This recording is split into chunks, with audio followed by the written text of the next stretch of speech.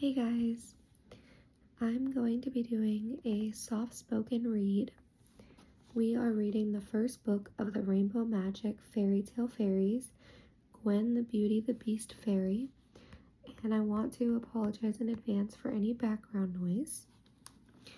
And without further ado, let's get started. This is going to be like a new series that I'm doing, so I also have a baby on the way, as some of you may know. So I'm going to be reading to my baby as well. I am currently 11 weeks pregnant. And thank you for everybody's support. I'm sorry I've been MIA a little bit, but I'm going to try to post a little more as much as I can. All right, page 1. Fairy Tale Creatures. When I get back home, I'm going to try to make some of this fairy tale food, Christy Tate said. These Peter pancakes are delicious. And so is this fairyland fruit salad, agreed her friend Rachel Walker. The two girls were in the big dining room at Tip Top Castle. The tables were filled with boys and girls who had come for the fairy tale festival. Each day, the festival organizers had fun activities planned for them. Just being in the castle was like living inside a fairy tale. The meals were served on pretty silver plates, and all the food had a fairy tale theme. The Peter pancakes were shaped like fairy wings.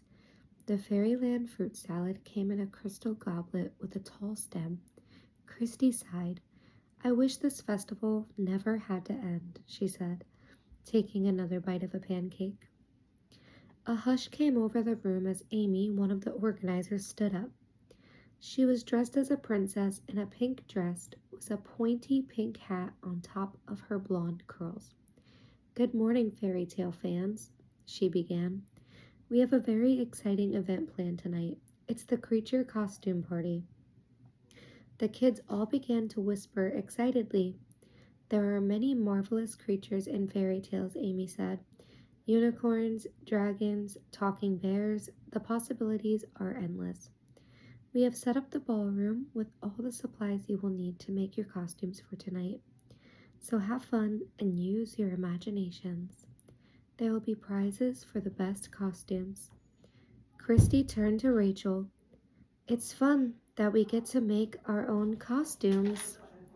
Rachel nodded. I know. What do you think we should be? I don't know, Christy frowned. A unicorn would be fun. I bet a lot of people are going to be unicorns, said Rachel, looking thoughtful. To win a prize, we should be something really different, like a griffin. What's a griffin? Asked Kirsty. It's a half lion, half eagle, Rachel said. A griffin sounds interesting, Kirsty agreed. Or maybe we could be some kind of sea serpent. We should look at the fairy tale books in the reading room, Rachel suggested. I'm sure we'll find some good ideas there. That sounds like a great plan, Kirsty said. Then Rachel looked around the dining room. She lowered her voice so only Kirsty could hear her. Besides, making our costumes for the party tonight, we also need to keep an eye out for the fairy tale fairies. And for mean Jack Frost, Kirsty added. Kirsty and Rachel were friends with the fairies in Fairyland. On their first day at Tip Top Castle, Hannah the happily ever after fairy had come to see them. She took them to Fairy Tale Land in Fairyland. There they learned that Jack Frost was causing trouble again. He had stolen the magic object belonging to each of the fairy tale fairies. Jack Frost wanted the fairy tales to be all about him. Now the fairy tale characters were missing from their stories. Kirsty and Rachel had helped the fairy tale fairies find 4 magic objects so far, but they still had 3 more objects to find and 3 fairy tales to save. So far, every character we've met has been somewhere in the castle, Rachel said. Or on the grounds, Kirsty added. The Frog Princess was hopping across the lawn, and Jack Frost was nearby every time, Rachel said. The girls finished breakfast and left the dining room. They walked toward the grand entrance hall. A glittering chandelier shimmered over their heads. In front of them, 2 suits of armor stood guard in front of a wide staircase. Rachel was about to open the door to the reading room when Kirsty nudged her. "Rachel, look!" A tall man came down the staircase. He wore a fancy blue velvet suit and a shirt with a ruffled collar, but his hands and face were covered in brown fur. He had pointy ears, a black nose, and tusks too. "That must be one of the fairy tale organizers," Rachel guessed. "He's dressed like Beast from Beauty and the Beast."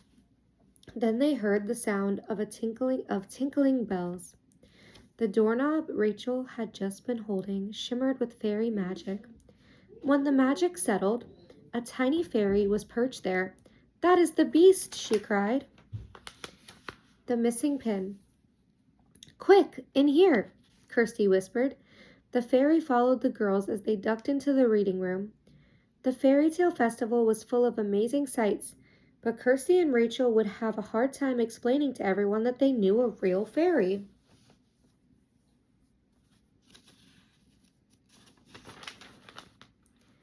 "Hello again, Kirsty and Rachel," the fairy said.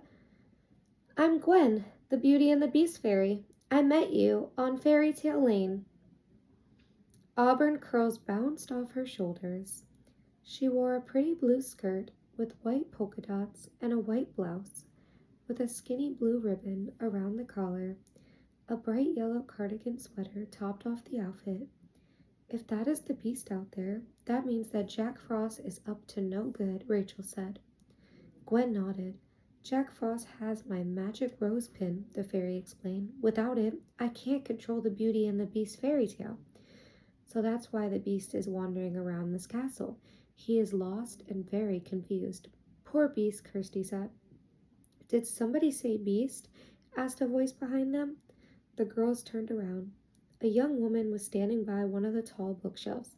She wore a long, pale blue skirt that touched her brown boots, and a white blouse with puffy sleeves. Her big dark eyes looked worried. "Is your name Beauty?" Rachel asked.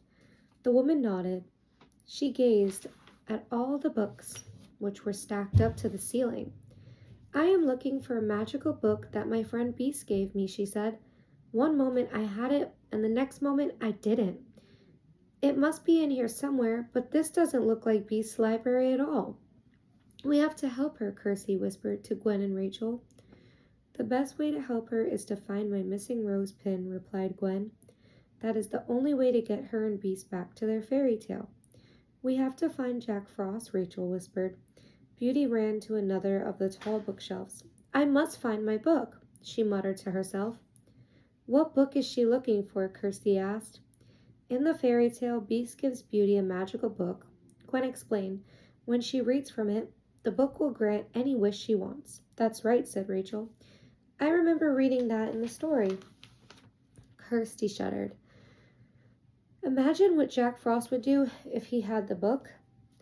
He would probably wish to rule all of fairyland. Rachel's blue eyes went wide. "Oh no, what if he already has the book?" Suddenly they heard a voice behind one of the big shelves. "Welcome, Beauty. Banish fear. You are the real princess here. Speak your wishes loud and true, and this book will obey you." Gwen's wings fluttered. "I know that voice. That's Beauty's book speaking." Come to Me, Chapter 3. The girls raced toward the sound of the voice. Gwen flew above their heads. They turned a corner, and there was Jack Frost. Jack Frost hasn't seen them yet. Gwen mentioned the girls to hide behind a bookshelf. "Okay, book, I'm going to speak my wishes," Jack Frost was saying to the thick book. It had a leather cover decorated with flowers and leaves. The girls noticed Gwen's pin glittering and Jack Frost's shirt front. "There it is, the front of his shirt front," Gwen whispered. Then they heard the book speak. "Wait, you're not Beauty. Goodbye and go away," it said. And then it slammed shut. "But I am Beauty. This is my fairy tale now," Jack Frost cried. He angrily stomped his foot. Just then, the real Beauty ran up the aisle toward Jack Frost. Before the girls or Gwen could do anything, she reached out to grab the book. "That's mine. Beast gave it to me." "What are you doing with it?" she asked Jack Frost. Jack Frost scowled. "No way, it's mine now," he yelled, clutching the book to his chest. With a flash of light and a cloud of icy magic, Jack Frost disappeared from the library. "No!" Beauty yelled. "Oh dear, I must find Beast." Beauty turned and hurried out of the library. Poor Beauty, Gwen looked distraught. "I'm going to follow her and make sure that she's okay. You girls keep an eye out for Jack Frost," she told them. "I'm sure he's still somewhere in the castle." "We'll look everywhere for him," Kirsty promised as Gwen fluttered away. "We should start inside the castle and then go outside," Rachel suggested. The girls quickly began their search downstairs. They looked in the dining room, the ballroom, and the kitchen. Then they went upstairs and walked up and down every hallway looking for him. Finally, they climbed the castle's tall turrets. Rachel gazed out the window at the castle grounds below. "He could be anywhere," she said with a sigh. "We've got to keep looking," said Kirsty. "Think of poor Beauty and the Beast, lost outside their fairy tale." Rachel nodded. "Let's go." They ran all the way downstairs and began searching the castle grounds. First they looked in the courtyard. The water in the shell-shaped fountain bubbled happily, but there was no sign of Jack Frost. They walked over the moat, but they didn't see Jack Frost there either. They walked through the rose garden. They saw Beauty happily smelling the roses, but there was no sign of Jack Frost. Kirsty spotted Gwen hiding in a rose bloom. "I think Beauty's okay for now," she said, "but the sooner we got my magic rose pin back, the better." The girls nodded. Gwen tucked herself into Rachel's pocket so they can continue their search without anyone spotting her. Then the sound of a bell rang across the castle grounds. "It's time for lunch already?" asked Rachel. "We've been looking for Jack Frost all morning," said Kirsty. She patted her stomach. "I guess I am pretty hungry." "The organizers will be worried if we don't show up," Rachel said. "Let's eat fast and keep looking for the rose pin." The girls went back inside the castle and quickly ate their lunch of princess pasta salad and cucumber sandwiches cut into crown shapes. Gwen kept out of sight in Rachel's pocket. As they ate, Rachel and Kirsty noticed the other kids at the table were talking about the costumes they were making. Some of them had paint streaks on their faces and glitter on their clothes. "We have been so busy looking for Jack Frost, we forgot about our creature costumes," said Kirsty. Rachel looked thoughtful. "Well, we've looked everywhere we can. I think we can probably start our costumes after lunch. Besides, Jack Frost usually turns up when we least expect him anyway." Kirsty nodded. "That's for sure. I hope you're right, girls," Gwen whispered. "If he doesn't show up soon, we might have to visit his ice castle." She shuddered. No fairy was a fan of his frozen palace. The girls finished lunch and headed for the ballroom. Tables had been set up with all kinds of craft supplies: felt, fake fur, feathers, glue, pom-poms, and more. Groups of kids crowded around the supplies or spread their work-in-progress costumes on the floor. Kirsty's eyes went wide. "I think everything in the craft store is here." "We should look around," said Rachel. "Maybe we'll get an idea for our costumes." As they approached the tables, they heard a loud, demanding voice coming from a corner of the room. "Obey me, book. I am Beauty." "I know that voice," Kirsty cried. None other than Jack Frost stood behind one of the craft tables in a corner of the ballroom. He was angrily shaking Beauty's book. Gwen's magic rose pin still glittered on his shirt. Even though Jack Frost was being loud, no one was paying much attention to him. "Everyone must think he's practicing his fairy tale character for the ball tonight," Rachel guessed. "Let's sneak over there and see what he's up to." "Be careful, girls," Gwen whispered. Kirsty and Rachel ducked behind the table next to Jack Frost. He slammed down the book and frowned. "If this book won't make my wishes come true, then my goblins will," he cried. He clapped his hands, motioning 4 green goblins towards him. The goblins were all dressed as fairy tale animals, so the girls hadn't immediately noticed them in the crowd of kids. One was dressed as a bear, one as a cat, one as a wolf, and one as a mouse. "I want to use all this stuff to make a beautiful princess dress." "Once I'm dressed like Beauty, this book will have to obey me," said Jack Frost. "I need some glitter. Glitter, come to me." The goblins looked at one another and scratched their heads. I want the glitter to magically come to me, Jack Frost growled. That means one of you needs to go get it for me. The goblins dressed as a cat nodded and ran to find glitter. He knocked over a box of feathers in the process, and they flew all over the ballroom. Yarn, come to me, Jack Frost yelled, and the goblin dressed as a bear leaped up looking for Yarn. He ran up to a boy holding a ball of green yarn and grabbed it right out of his hands. Hey, cried the boy. Feathers, come to me. Ribbons, come to me, Jack Frost yelled, and the other two goblins jumped into action. The one dressed as a mouse tried to grab the feathers that were floating in the air. He bumped into a nearby table, and tubs of paint and glue crashed to the ground. The goblin dressed as a wolf hurried up to a girl holding a long blue ribbon. He took it right from her. Give that back, the girl yelled, the ballroom quickly descending into noisy chaos as kids and goblins started to argue. Oh dear, whispered Gwen, this is a disaster. Kirsty turned to Rachel. We have to stop Jack Frost and his goblins before this gets any worse. Rachel nodded. The girls stood up and found themselves staring right into the face of the mouse goblin. Hey, it's those girls, the goblin called out. Get them, Jack Frost yelled. Kirsty grabbed Rachel's hand. Run, she cried. Next chapter. Get that pin. The mouse goblin lunged for them, and then tripped over a spilled bag of fuzzy pom-poms. The other three goblins charged after them from across the room. They're so fast, Rachel cried, looking over her shoulder. Kirsty quickly pulled her behind a big bin of fabric. But the goblins will find us here, Rachel said. Kirsty grinned. Not if we put on a disguise. Rachel knew exactly what Kirsty was thinking. She grabbed a long piece of blue fabric. Got it, Rachel said. The girls quickly wrapped the fabric around themselves. They wrapped it from their feet to their hands, from their feet to their heads, leaving room for their eyes. They finished just as the goblins ran up. Kirsty jumped up first. Arg, she cried. We are the blue mummies, Rachel said, jumping up next to her. Ah, wailed the mouse goblin, covering his eyes. Blue mummies, yelled the bear goblin. I want my mommy, cried the wolf goblin.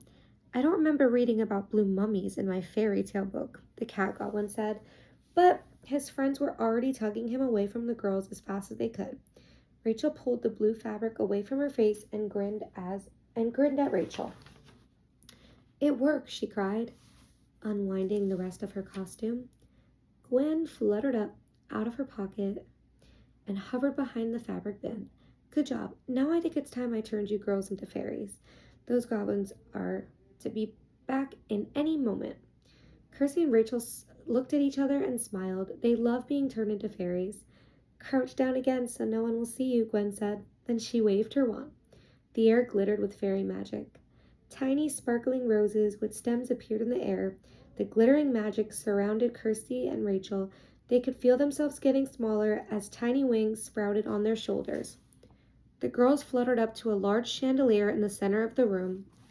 With all the glitter and feathers drifting through the air, they knew no one would notice them. Below, they could see that the goblins had returned to running. They were running around grabbing whatever items Jack Frost needed.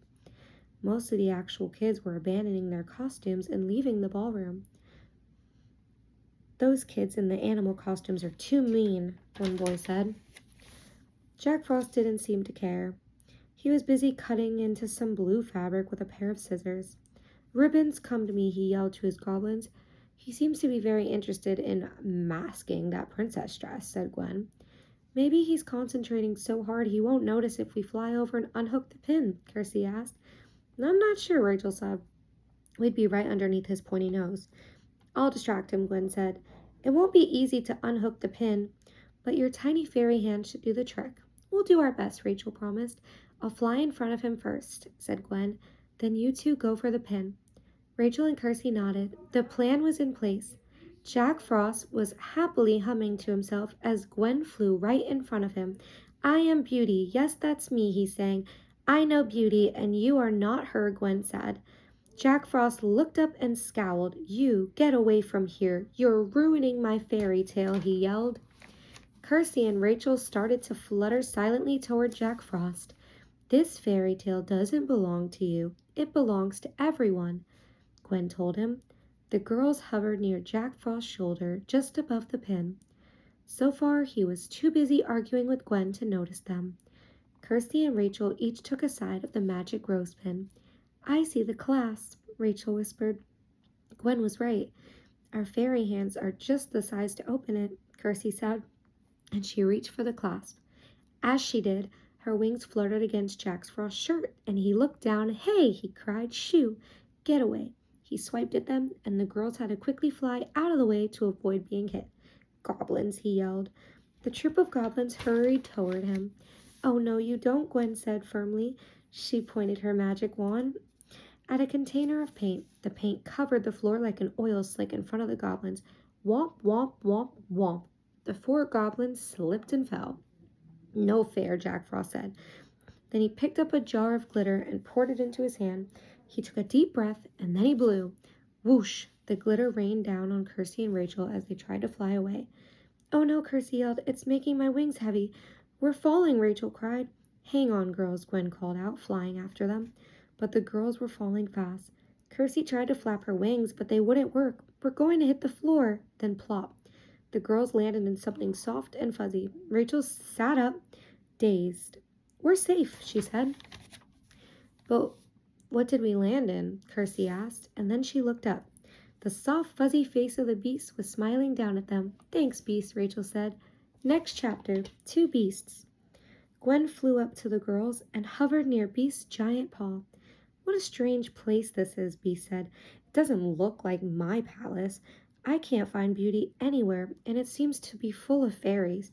Beast, we can help you get back to your home, Rachel said. But we need your help first. Beast frowned. That man over there doesn't seem very nice. He's not, said Kirsty. He stole my friend Gwen's magic rose pin and the book you gave to Beauty. We need to get it back from him. But how can I help? Beast asked. Rachel looked thoughtful.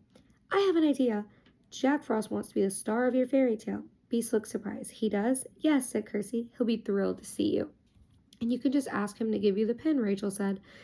I bet he'll hand it right over to you since you're the one asking.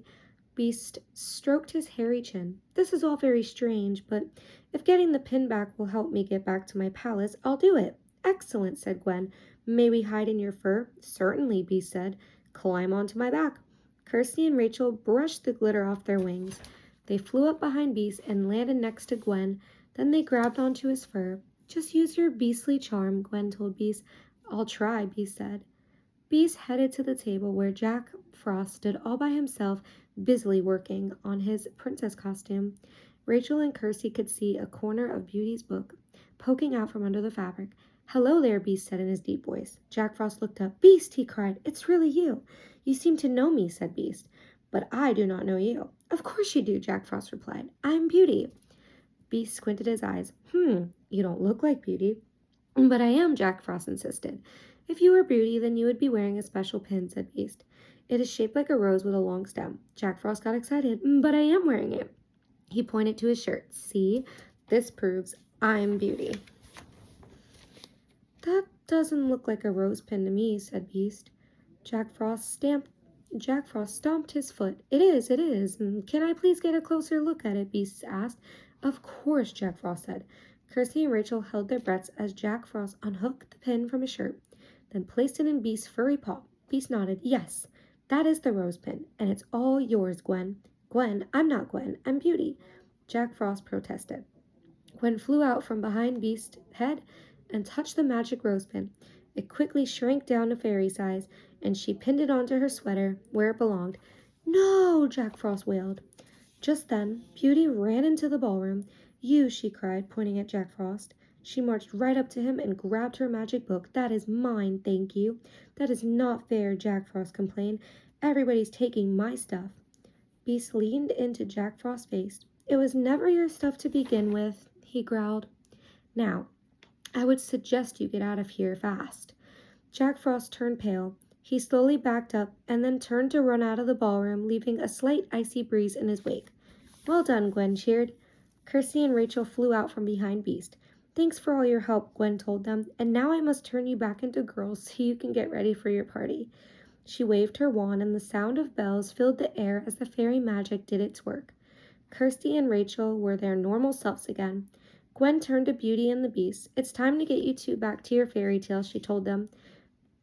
Then she turned to Kirsty and Rachel. "I'll be back soon, Gwen." Beauty and Beast vanished in a cloud of fairy dust. "We helped save another fairy tale," Kirsty said. Rachel grinned. "I'm glad Beauty and the Beast are back where they belong." Then Amy, one of the festival organizers, popped her head into the ballroom. "Wow, what a mess in here," she said. "Have you girls finished your costumes yet? In a little while, we need to start clearing things out for the party tonight." We need a little more time," Rachel said quickly. Amy nodded. "Okay, good luck." She closed the door, leaving the girls alone again. Rachel and Kirsty looked at each other. "What are we going to do?" Kirsty asked. "We need to think of a fairy tale creature we can be," Rachel said. "What fairy tale creature is your favorite?" Both girls smiled. "Beast," they cried at the same time. Next chapter. Creatures on Parade. "We'll need fur and felt and—" Rachel stopped talking as she looked around the ballroom. "Those goblins made such a mess. We'll never be able to find anything we need." Kirsty frowned. Gwen suddenly reappeared in a sparkling cloud of fairy dust. "I thought you girls might need some help," she said. She waved her wand, and fairy dust and glittering roses rained down on the ballroom. The costume supplies magically returned to their boxes and bins. The floor was sparkling clean again. "Oh, Gwen, thank you," Rachel said. She ran to a box of brown fake fur. "This will be perfect for our Beast costumes. You both are going as Beast? How nice," Gwen said. "He's my favorite fairy tale costume, of course." She flew over to the bin of fur. "I can whip up some wonderful Beast costumes for you with a wave of my wand," she offered. "Thank you. But there are prizes for the best costumes, and that might be cheating," Kirsty said. "But you could stay while we make our costumes," Rachel said. "I don't think it's cheating if you cheer us on." Gwen smiled. "Of course not." She nestled herself in a box of feathers as the ballroom doors opened and other kids returned to finish their costumes. The girls worked quickly to make their Beast outfits. "We can make furry hoods to wear," Rachel said, "and glue felt ears on top, and make fancy vests out of felt that look like Beast's jacket," Kirsty said. "And wrap fur around our sleeves," Rachel finished. "I think your costumes are going to be wonderful," Gwen whispered.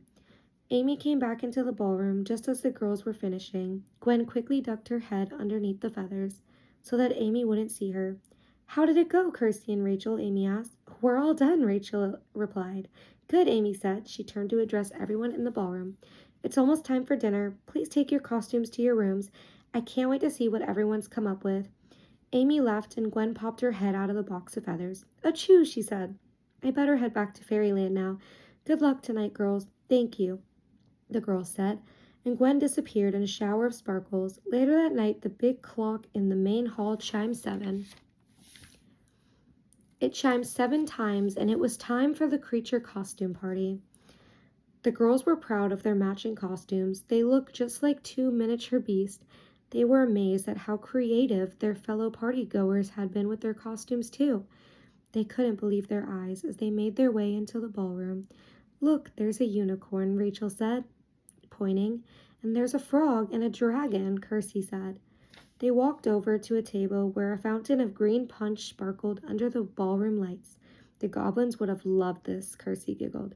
Next to the punch bowl were plates piled with cookies shaped like all kinds of creatures. Rachel picked up one that looked a little like Jack Frost. "Take that," she said, munching on it, and Kirsty giggled again. Then Amy stepped into the middle of the ballroom holding a microphone. "What great costumes, everyone," she said. "Now it's time for the creature parade. Please line up under the chandelier." The girls ran to join the others in a line. "Once around the ballroom," Amy said. The kids marched around the ballroom, and music played. As they marched, Amy and 2 other festival organizers talked and made notes on everyone's outfits. Then the music stopped. "Wonderful," said Amy, "and now it's time for prizes. Our first prize goes to Cutest Creature, and the winner is Billy the Frog." The boy in the frog costume cheered and ran up to get his prize, a blue ribbon with a yellow medal that read, "Cutest Costume." Everyone cheered and clapped for Billy. Then Amy announced the other prizes. The girl dressed as a unicorn got the most magical costume. A girl in a dragon costume won a prize for best scales. "Do you think we'll win anything?" Kirsty asked Rachel. Then Amy called out the next prize. And the prize for Best Duo goes to Kirsty and Rachel for their 2 mini beasts. The girls ran up to Amy, and she handed each of them a ribbon. Thrilled, they pinned the ribbons to the front of their felt vests. After the rest of the prizes were given out, the music came back on and everyone danced in their costumes. By the time the party ended, both girls were very sleepy. Back in their room, they took off their costumes and scrubbed off their beast noses. Rachel picked up the fairies' book of fairy tales. Hannah, the happily ever after fairy, had given it to them in Fairyland. The pages had all gone blank when Jack Frost stole the magic objects from the fairy tale fairies. Kirsty looked over Rachel's shoulder as Rachel flipped through the book. The stories of Sleeping Beauty, Snow White, Cinderella, and the Frog Princess were all back in the book. And here's Beauty and the Beast, she said. We helped save it. Rachel flipped to the end of the book, where there were still many blank pages. And now we have 2 more fairy tales left to save, Kirsty said. The end.